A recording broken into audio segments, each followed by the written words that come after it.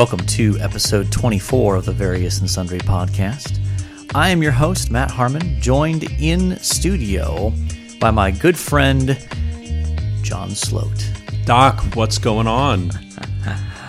I'm loving the weather that we've had of late here. It's been beautiful, and yeah. we're full. I feel more fully into summer mode at this point. Yeah, and you've preached a couple sermons outdoors Yeah. the last few weeks. That's been a different experience for sure. We've had, again, beautiful weather for that, which has been great. The only challenge is that it's been a tad windy. Yeah. And there's the fear of the notes just going off the podium there. And what have you been preaching on? I mean, I know because right. I'm there. Right? So we've been doing. We resumed our series in Galatians. So I was our church was preaching through Galatians when COVID struck, and so I was in the first of. I had done the first of 3 consecutive sermons in Galatians 3, and we resumed back last week, and so I did sermon 2 and 3. So that was good. I enjoyed it. Different experience. It's, we're doing church outside in our parking lot area, and so people are so spread out. It feels very strange. The opportunity to make eye contact is almost gone at that point because there's nobody sitting that close, really, that you feel like you're actually making eye contact. It's more of, I'm looking at your face, but I can't tell if you're looking really back at me or whether we're... And people are wearing sunglasses and those sorts of things as well. Yeah. Yes. Now, this past week was nice that we lifted our mask requirement, so a little bit more of the face is visible. But before, with the sunglasses and the masks, it's like, I'm not sure who that is. Yeah. Andrea and I had a running tally of how many times people said "with unveiled face." Yes. In our church service, I think it was like 3 or 4 times in the midst of the service. That I don't think I did though. I think I avoided that. And I think I could tell you were going to, but when the guy before you made that joke, I think you had to pull it back. Yeah. I will say that one interesting dynamic about preaching in that environment is there when you're used to preaching inside in a smaller space, it is much easier to feel like you are actually interacting with the congregation. You hear them more. There's more. If they were, we have a few people who are the, amen kind of people or that kind of thing. Or even when you try to use humor, in a closed space, you hear people laugh. Yeah. But if you try to use humor in that kind of space where it's just wide open in the parking lot, you don't really know. Did that joke or that funny comment actually land? Yeah. Or are people just like, Now the flip side of that is that it's less awkward if it doesn't. Yeah. Because if you're in a small space and you say something that you think is funny and it's not, the silence is palpable. Whereas if you're out in the open, it's like, if nobody laughed, I can't really tell anyway. So I've noticed that with singing. Singing, it's like I don't really think about my volume when I'm inside, which is lend people to say John sings really loudly, But when I'm outside, I'm like more aware that that my volume is louder, and so I actually quiet down. I think when I'm outside, which is an interesting dynamic. Yeah, that is. So we certainly want to encourage our listeners to connect with us. We are on Twitter at V&S Pod. You can email the show, Various and Sundry Podcast. That's all one word smashed together at gmail.com. And we have a Facebook page, so we'd encourage you to check that out. Give us a like. Go ahead and follow us. And we did have some people connecting with us on Facebook over these last 2 episodes when it comes to talking about deconversion stories and that kind of thing. So we appreciated that. But what we really want, if we're just blatantly obvious here, is we want people to go and make and do reviews and leave ratings and share the podcast. Yes, and share it on Twitter, share it on social media. We're really trying to build an empire here, and we want you to be a high-ranking official in this empire. So yes, indeed. So share it. Tell your friends about this quirky podcast that you just love so much. Yes. We did have one new review this past week, so I want to thank that listener for that. From a Buckeye pastor. Yeah. I mean, you kind of scoffed a bit at the Buckeye emphasis in the podcast early on, and I feel like we've been a little bit vindicated by the feedback we're getting from our audience. So, and I think it helps as well the fact that your wife comes from a Buckeye family. Yeah, she does. Yeah, she does. So as we think about sports, there's not a ton going on. Do you want to start by talking about your Major League Baseball dumpster fire?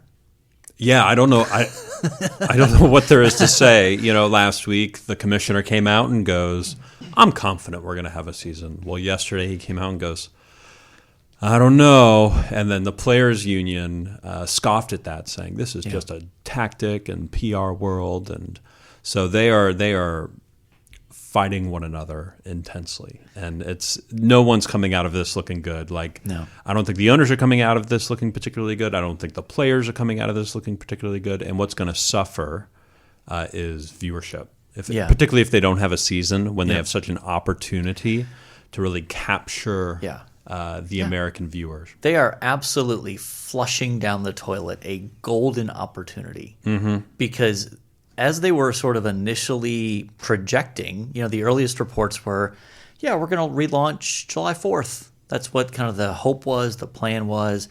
You're thinking, what better way to celebrate July 4th? I mean, baseball is Americana. And to relaunch baseball, it'd be the only professional sport, really, that is actively playing live games and that kind of stuff. I mean, they would have had the attention of the sports world for nearly a full month by themselves. Well, and it's the sport that has the most distance between players on an average play, right? Yeah. Like baseball, everybody's sort of spread out. Yeah. The catcher, umpire, batter are pretty close. If there's a guy on first, he's holding them on. Right. But for the most part, they're fairly spread out. And it's not a contact sport. You're not constantly colliding into each other like you are with basketball and obviously football. Well, and the contact that they did have, they've outlawed in the last couple of years. So, there's just very little So it made sense that this could work, but man, they're arguing about money and they're going to lose viewership, particularly the younger sport fan. This was an opportunity to really bring them into the baseball fold. And you're not going to lose guys like me. I'm going to continue to watch baseball. I'm going to continue to love baseball, even if it's not played this year. But you're going to lose the 15 to 18-year-old who, my goodness, I don't have the NBA. What can I watch? And he's not going to be able to watch baseball. Right.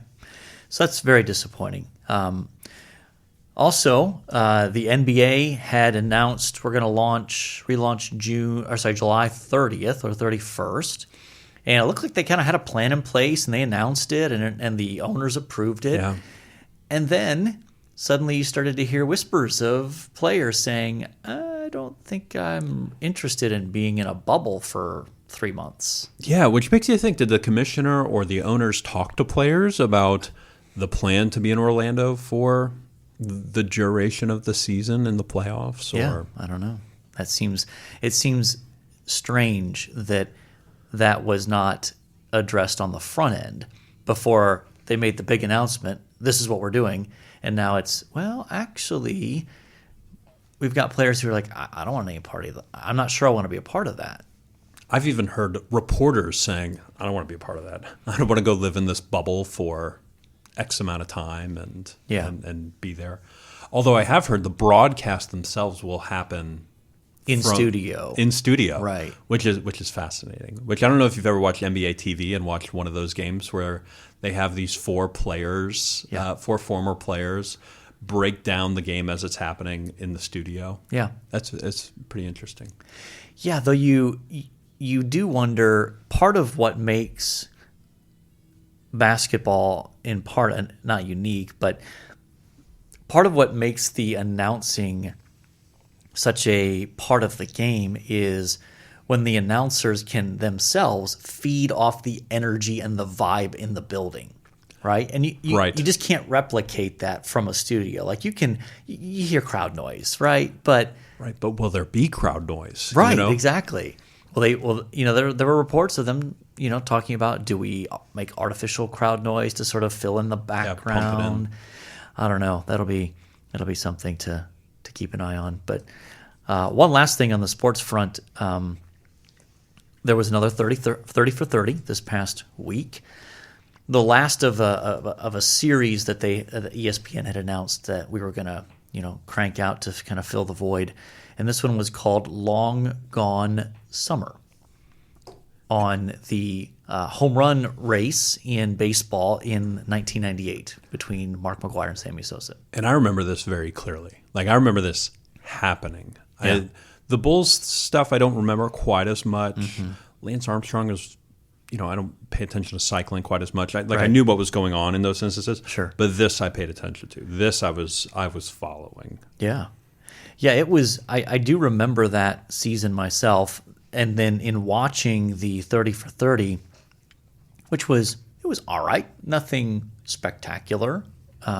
Not comparable to The Last Dance. Of course, The Last Dance had 10 episodes, and sure. But it was interesting to hear interviews with both Sosa and McGwire and their perspective on how it unfolded, and see them sort of track the progress of each of them on not even just on a daily basis, but like hour by hour, them matching home runs back and forth. Yeah, I remember being a kid, and my mom was a big Good Morning America watcher at the time. And I remember them doing Sosa and McGwire updates for like who homered that day. Yeah. And it was always, did they homer? Did they win? Right. It was in that order, right? It was did they homer? And this individual achievement was huge. Now, I haven't watched Long Gone Summer yet. I haven't had an opportunity. Mm-hmm. One of the key things that eventually comes out is that both these men were doing steroids. Well, McGwire's owned up to it. Sosa has not, as far as I understand. Correct. Though he was one of the players. Apparently, they did like a testing in like 2002 or 3 of players, and apparently he tested positive in that, even though those results were supposed to be kept private. The New York Times ran an article that outed Alex Rodriguez and Sammy Sosa, among a few others, who had tested positive in these sort of like initial kind of dry run tests for PEDs.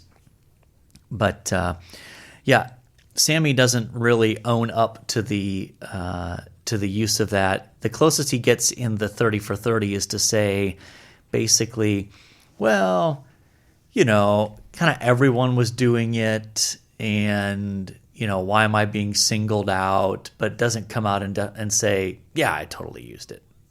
McGwire at least has been direct and honest. I think he did a sit down with Bob Costas, right? Yeah, where he owned up to it. But it was interesting. That 30 for 30, it's 2 hours, and maybe the last like 10 to 12 minutes was on the steroids issue. Really? That's it? That's it. That's interesting, because looking back on that summer, steroids was like the story. 5-10 years down the road, right? Right. Steroids was the story. Right. I mean, it does point out that it sort of throws some shade on the commissioner at that point, because they show him saying, well, we didn't really know that it was that it was this rampant, and that we had heard rumors, and I just wanted to say balderdash. Come on. I never liked Bud Selig, right? Yeah. First of all, he was an owner of a team, right? He owned the Brewers, I believe. Yes, I think so. I think that's right. While being commissioner, which always felt weird to me. And then he kind of always looked skeevy. He was just a shady looking fella. Yeah. So I never cared for Bud. And Yeah.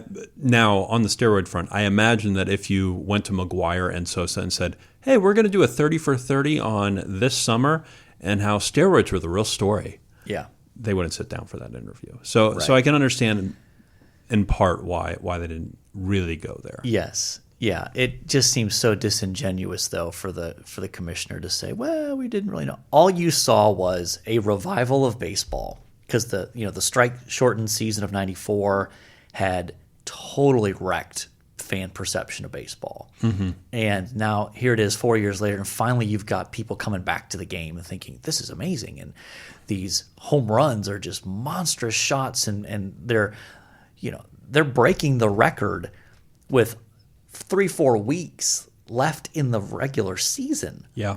And, McGuire ends up hitting 70, and, what was it? Sosa hit 66, I think? Something like that. Some ridiculous numbers like that. And so all the commissioner saw was dollar signs. People are coming back. Ballparks are filling up again.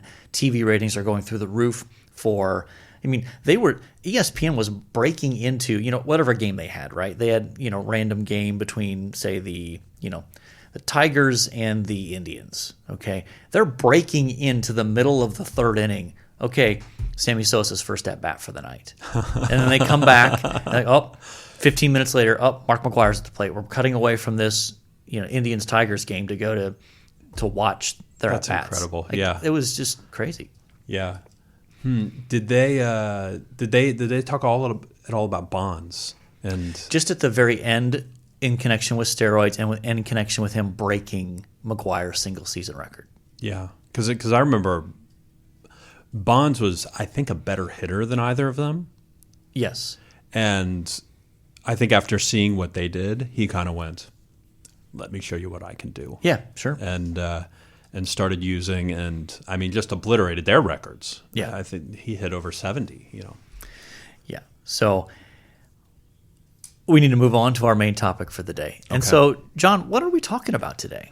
So we're talking about a bit of our own profession, a bit of our own craft. So we're talking about teaching, which may seem a little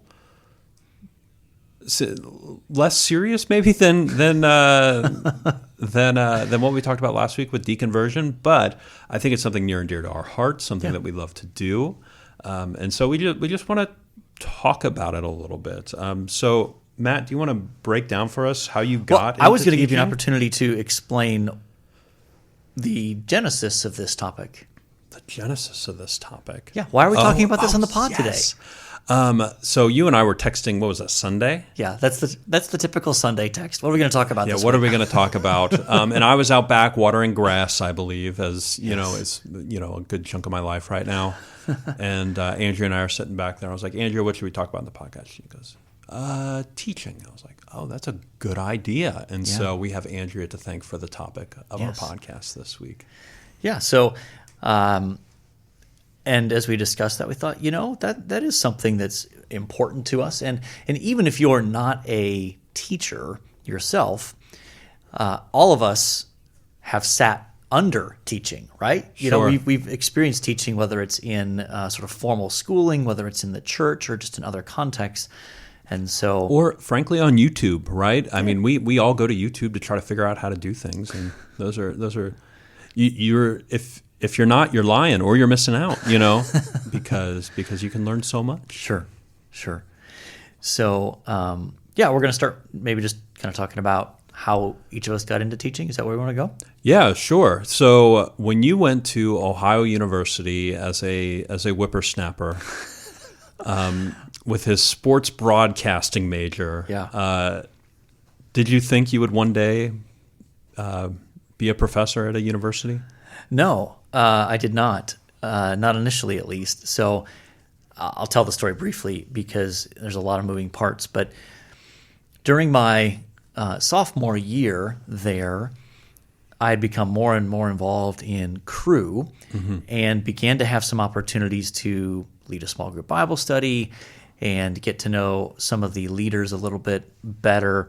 And they began to just give me opportunities to share in small groups, to teach in those kind of contexts. And, in light of observing me in those contexts, they continue to give me more opportunities to teach in larger venues within Cru. And really, that was a key piece of them sort of identifying and saying, we think you have some gifts in this area. We want to see you use them, and we want to help you develop them. And that was really the starting point for me going down that road of not just thinking about ministry, but ultimately thinking, I think that maybe what God is calling me to is the life of a professor, someone who teaches in the academy, but also writes and researches and has a ministry of teaching within the church. And so that was really vital for me to have older believers around me to affirm those gifts and help me develop them. Yeah. So that's the short version of that. And what did your path look like after that? So you're affirmed by these leaders around you. What were some next steps that you took? Yeah, so when I graduated from Ohio University, I went on staff with Cru, and that continued to give me more opportunities to teach and to develop those gifts, and spent about 5 years in campus ministry in that context. But even in the midst of that, I had men around me who were affirming the gifts and helping me develop them. In particular, a shout out is in order to Brian McAllister, a listener of the podcast. Yeah. So, he's left a review. Yes, yeah. Appreciate Brian a lot. He's a good friend and a key part of my spiritual development. But during that time, I began to take seminary classes just to sort of explore, is this really what I think God is leading me towards, and seemed to do well in those classes. And as those gifts became more evident, I sort of decided, I need seminary training for ministry in general, but I think this is the path, particular in terms of teaching and writing. Went off to seminary, and that's where it was more of diving into the sort of theological education world. And so, like, just to put some more pointed words to it, not only did you enjoy teaching others and interacting with others and showing them the truth, you also enjoyed learning about that truth and pulling those things out. And so seminary was a key part of that. Yeah, absolutely. It was the curiosity and the fascination with what I was learning as well that was a natural gateway into wanting to teach others, to share what I was learning and try to figure out ways to communicate that in ways that people could understand. Okay. And then, of course, there was seminary, and then a key piece at the end of seminary was my last year.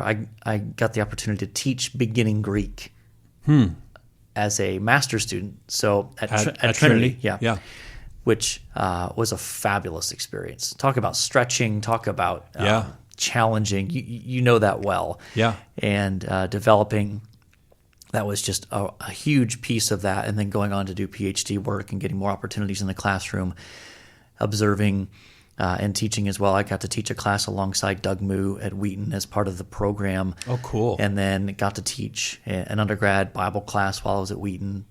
So those were key experiences that kind of got me down the road a little bit, and coming here and then diving in full time. It's been something I've enjoyed immensely. And you've been teaching how long now at Grace? 14 years. 14 years. How do you feel as though you've developed as a teacher in the last, let's say, 10 years? Yeah. I think for me, the biggest areas that I feel like I've developed are a diversity of teaching styles and things I do in the classroom. Because part of what you get exposed to in the academy, I'm still old enough that my primary experience with teaching was much more on just it's lecture. The professor comes in and he lectures, and he'll take questions and he'll answer, but that's basically what you do. You come in and you lecture and answer questions. So I'd say in the last 10 years, I've gotten a lot more diverse in the things I do in the classroom, breaking students up into small groups for discussion, giving them specific activities even within class that we then debrief afterwards, or have students share about, okay, in your discussion, you were asked to talk about this. What were some of the key points that came out? So I've become a little bit more varied in what I do in the classroom in the interest of helping students to learn. Okay. Very, very nice. Any favorite teachers that you lean on or that you like to go to? Well, I think that as I've thought back to my experiences in school, I think of in my high school experience, probably the teacher that had the biggest impact on me was our American history teacher, Mr. Inselman. Yeah. Wow. He was a football coach. And of course, all sports coaches teach history. Yeah, it feels that way, doesn't it? Or math. That's the other one. Indeed. So, what I got from him was a contagious interest in the subject matter. He loved American history, and he talked about it in ways that you thought, even if I'm not naturally drawn to it, he's making it interesting for me. Yeah. I'm fascinated because he's passionate about it. I should listen to this. I should hear him out. And he managed to make people more interested by the way that he taught, even if you weren't naturally inclined towards that. So that's something that stuck with me from that time period. The other, as I moved on further into college and into seminary and beyond, it became less what I experienced in the classroom and more the relationships that I had with individual teachers or professors that began to shape me more. So in college, my Greek professor, who was a believer, but certainly not an evangelical. Okay. Great relationship with him. He did a lot to help me along the way. And this is at Ohio University? At Ohio University. Classical Greek? Yes. Okay. Yeah. So he was key. And then in seminary, really probably the primary guy that I think back to is Doug Sweeney. Okay. Church history professor, used to be at Trinity. Now he is at Beeson, I think. I think he's the dean now at Beeson.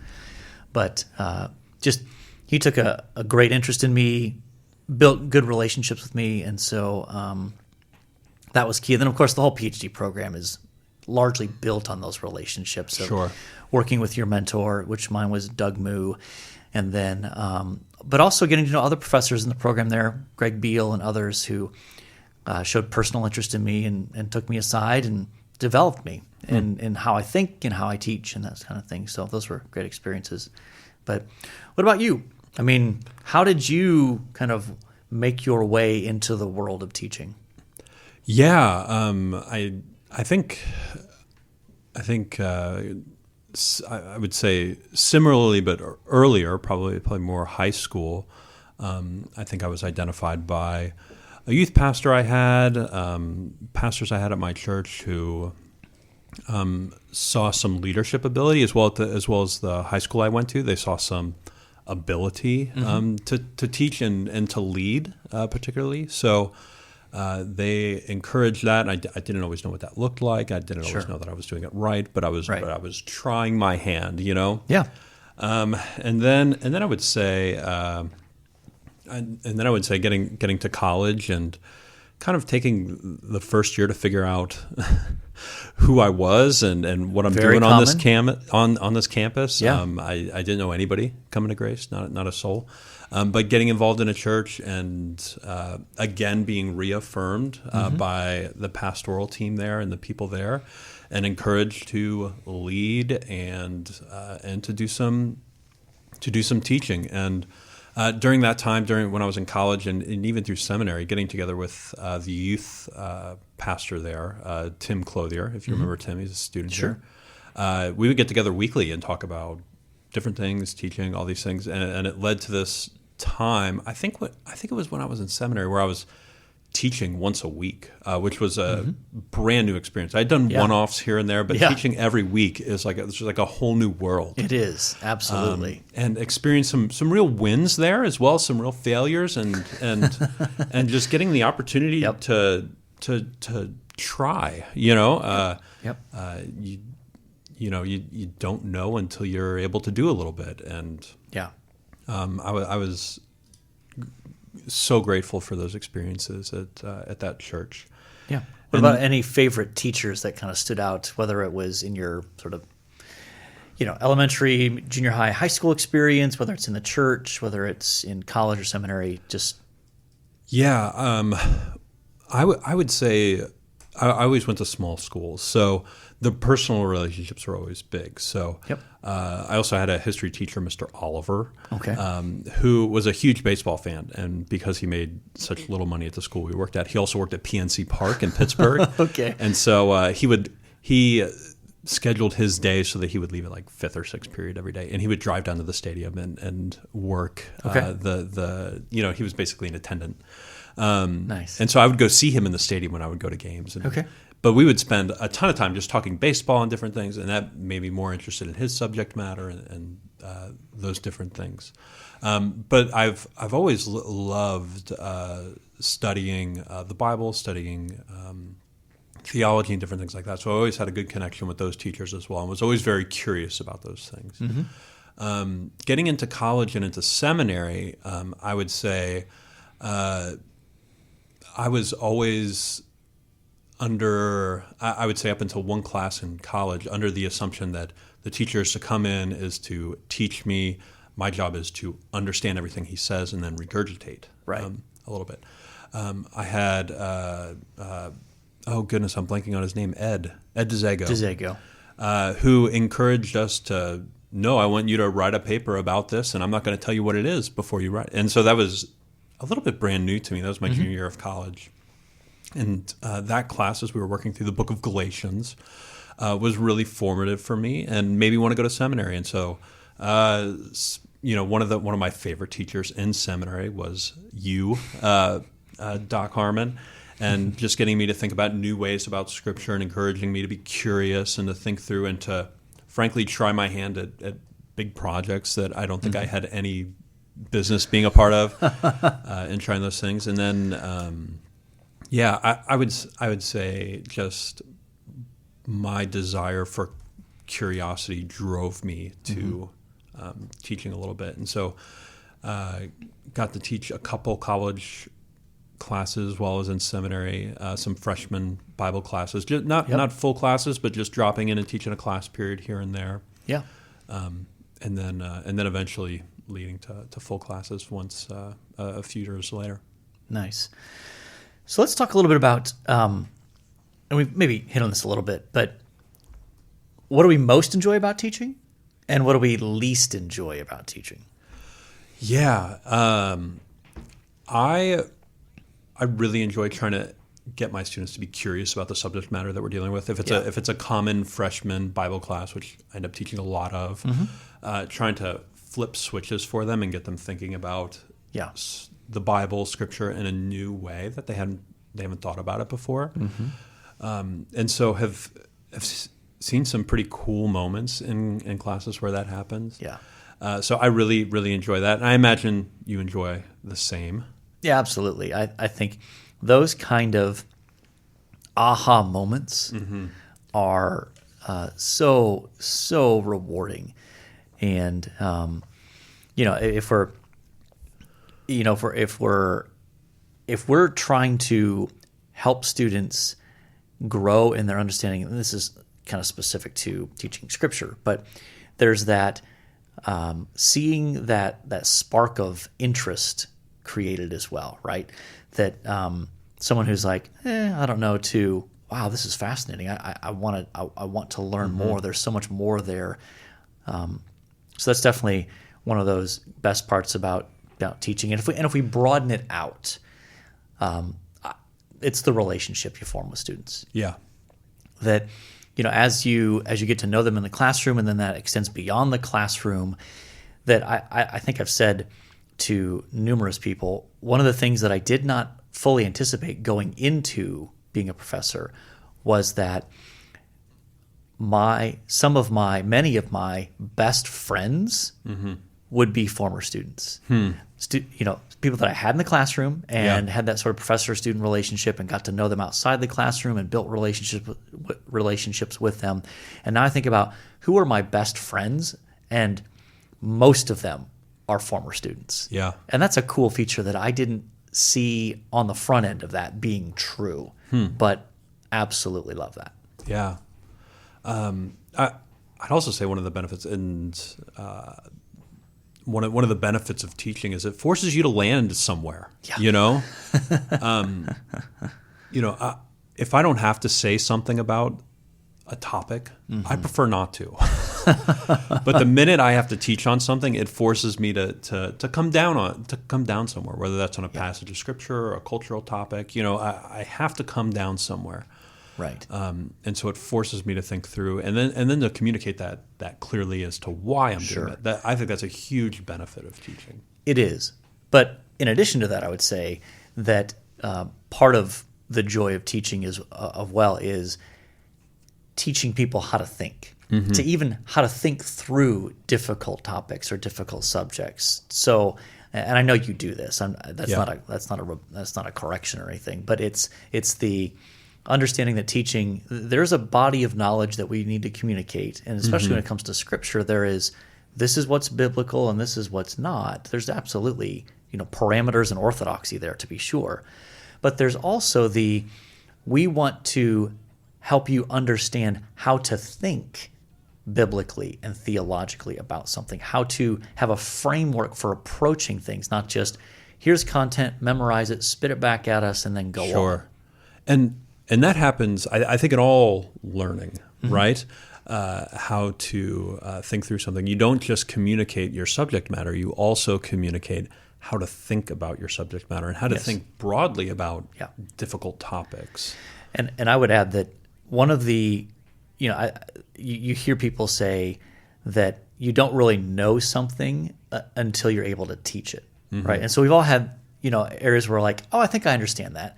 And then you try to explain it to someone or teach someone, you're like, maybe I don't understand that as well as I thought. And then I would even say the next level beyond teaching then is actually writing. Because in a sort of oral context where you're teaching, you can kind of explain your way around things and kind of wander to the point where you get somewhere at the end and you're like, oh, okay. But with writing, it's a much more precise kind of effort to explain, to teach, where you can't, you don't have the other person directly in front of you to be able to pivot quickly and go, oh, I don't mean that. What I mean is this. Like you have to anticipate those kind of things. You have to be clear. But what about areas that you don't enjoy about teaching? Grading.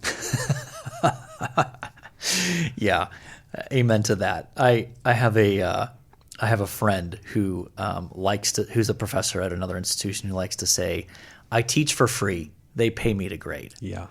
And I would just add to that, they pay me to grade and to attend committee meetings.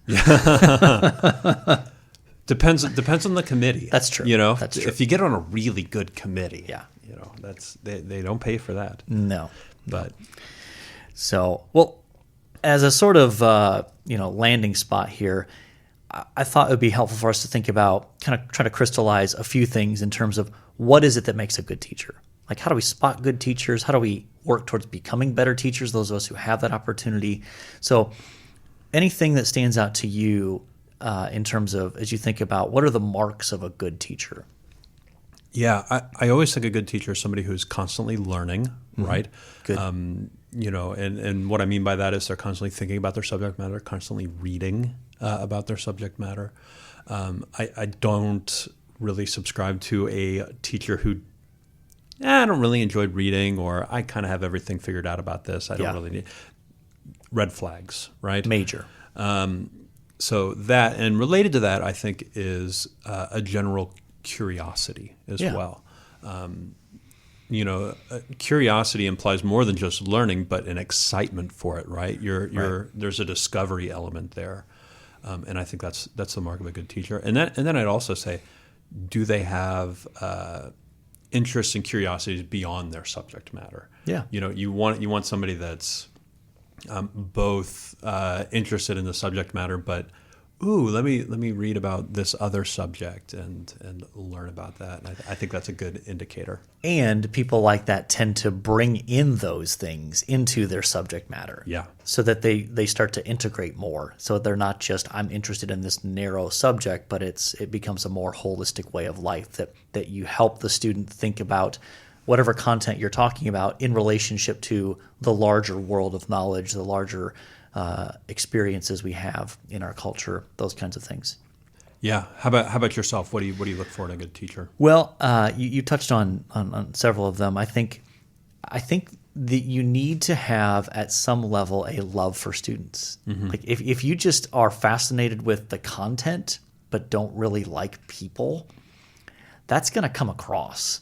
Yeah. And the kind of teaching you're going to end up doing is going to be very heavy on the knowledge and the content without a sort of directed effort to how do I really connect with this person so that I can help them understand whatever the subject matter is.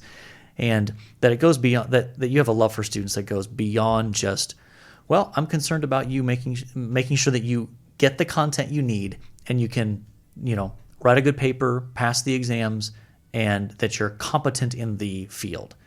If that's all that's the vibe you give, students are not going to connect with you. And that's not just true in the sort of academic world. That's true in the church in particular. Oh, yeah. If you're just viewed as this sort of purveyor of content, that's not going to be really effective teaching. Very few people can get away with that. Right. Yeah. And I think a good teacher is able to motivate students. That gets to the curiosity piece, but you need to be able to create an interest in the subject matter, even if there's not a natural one, to say, no, this is worth it. Hang with me here. Like, I know you think this is boring on the surface, but let me show you why this actually matters, why this is really interesting, why this is valuable, why this is important. Even though when I first say this, you're like, why would I care about that? And so sometimes I think this is even more necessary in some of the lower level, like freshman classes, where I refer to it as the dog and pony show. Yeah. Oh, yeah. Well, and truthfully, I experienced that with church history. The first 20, 30 minutes of church history is like, okay, here's why you need to care about this. Yeah, totally. And that's going to be true in other contexts in the church or other in the business world, where you have to help people, you have to get people to care about what you're talking about. So you're able to motivate them, and you're also, I think, able to explain. I think this is a key mark of good teaching.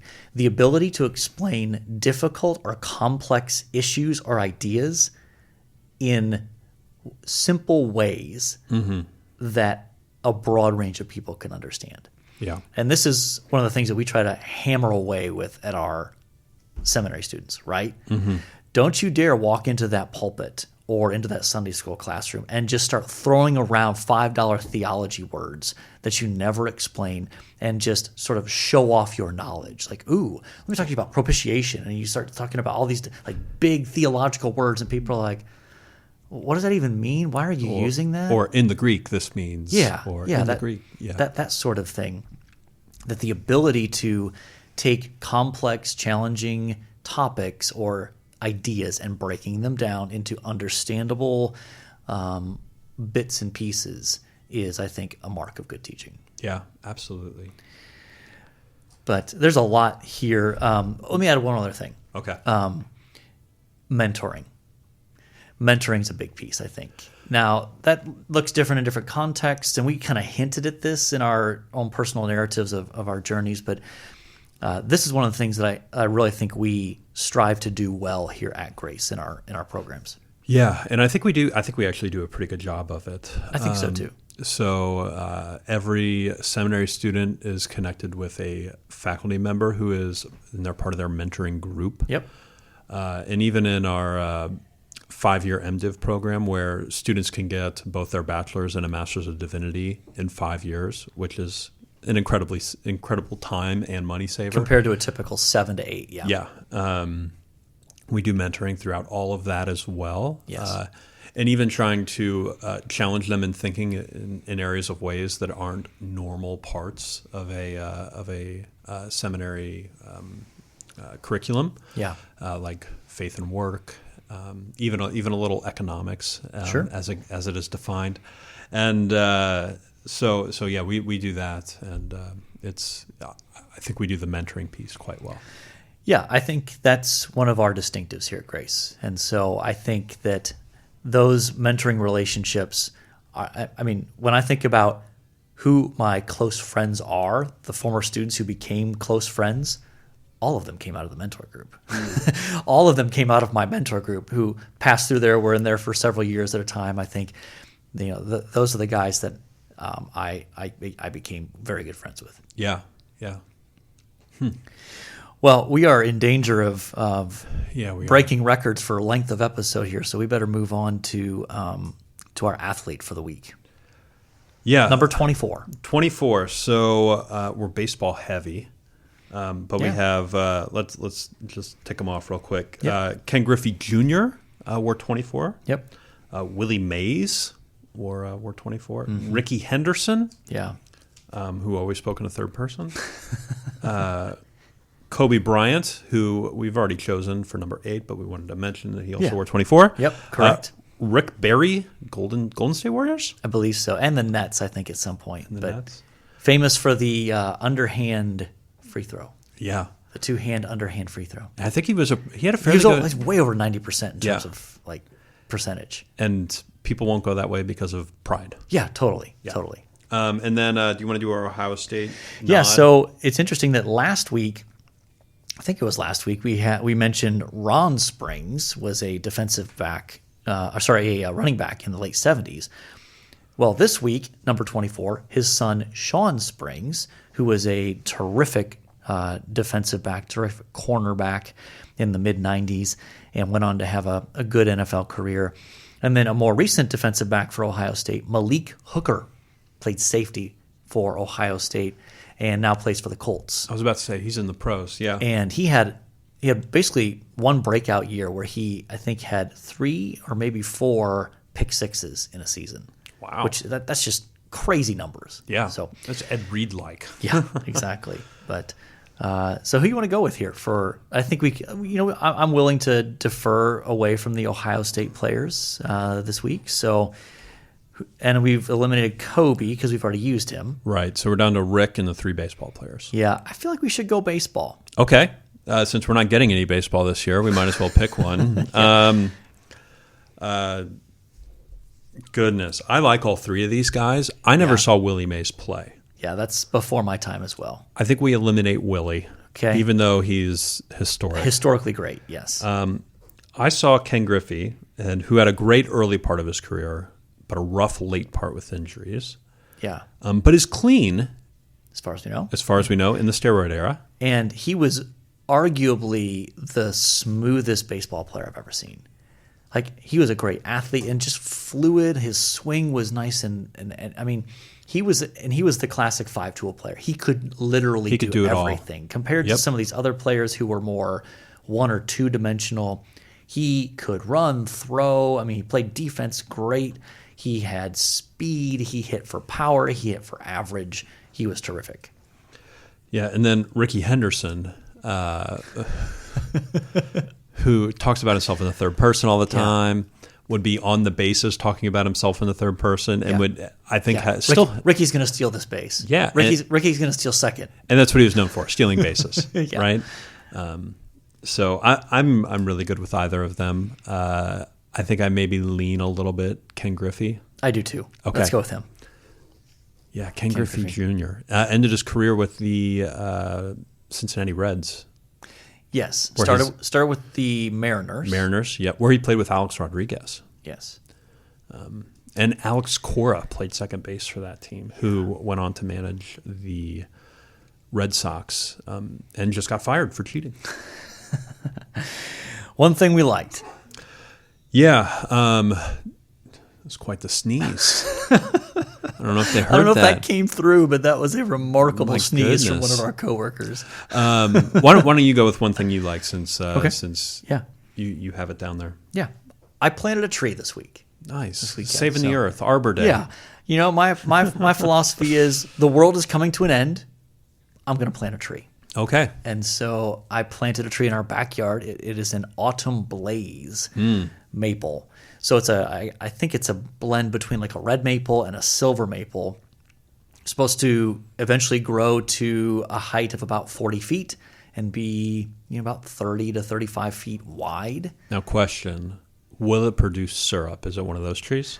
Not to my knowledge. Okay. Because I was about to say we can tap that thing and get some delicious syrup out of it. Yeah. So, your quest to grow grass has gotten off to a good start. Yeah. And so my quest is to get this tree off to a good start. So regular watering and caring for it. So anyway, what about you? One thing. So my one thing is my small group, the men from my small group got together this weekend and tore down a pool.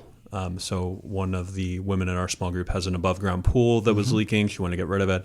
And so we went to tear that thing down, and we tore that thing down in about 40 minutes, 45 minutes. Yeah, that's impressive. So were there sledgehammers involved? What were the tools of destruction here? We started with sledgehammers and then realized that wasn't going to go super well. So we just basically unscrewed the whole thing and folded it up. And it went super quick. Okay. There you go. Yes, you're quite the Renaissance man, John Sloat. You're growing grass. You're destroying pools. Mm-hmm. Destroying other people's property when they ask me to. Yeah. Yes, there are seemingly few limits to your talents when it comes to household projects. I'm doing a backsplash this weekend. Okay. Yeah, so looking forward to that. Yeah. Maybe we need to get some pictures up on Facebook of the seedling grass that's coming through the. We can. I can put that on the Facebook page. Yeah, maybe we can throw a picture of the tree as well. Yeah. So get some thoughts on that. But we have exceeded our typical length, and so we appreciate your patience, listeners. If you've stuck around this long, if anybody's listening still to this point, so thank you for your endurance. But we, I think, are ready to say mission accomplished. You good? Yeah. Okay. I think we're marking this as mission accomplished, and so until next time, the Lord bless y'all real good. Later.